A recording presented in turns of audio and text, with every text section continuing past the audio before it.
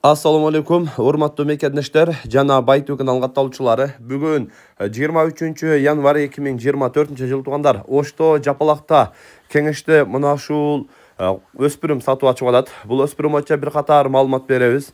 Видеону ана чейин биз менен чогуу болуп назар салып туруңуздар. Ээси берген маалыматты бир четинен айтабыз. Видеону тартып жөнөтүп туруп ушундай кылып четинен көрсөтүп маалыматын берели тугандар. Бул өспүрүмдүн жашы кунан 2 жашар экен тугандар. Көрүңүздөр, бою 1,50-нүн үстү дейт. 1,50-нүн үстү чыгат экен. Жеп ичи, путу колу баардыгы таза дейт.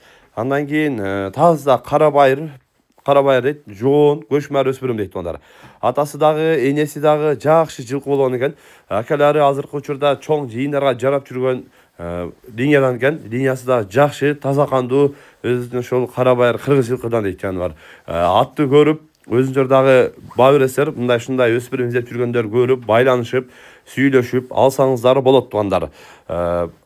Негизинен тайды көрүп атасыздар. Азыр мына жетеке, анан минип дагы үйрөнүп калыптыр.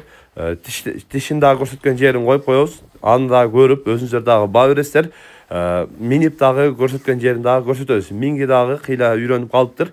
Андан кийин эми өзүңөр көрүп, жактырып, алып, тарбиялап, минип дагы үйрөтөм дегендер үчүн мына ушундай жакшы тай издеп жүргөндөргө мына ушул тай чыгып атат. Экранга агабыздын WhatsApp связь номерин калтырып коебуз.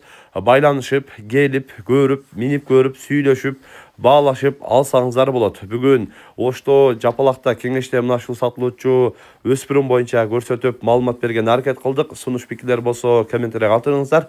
Каналга катыл этиңиздер. Тынчтыкта, амандыкта болуңуздар.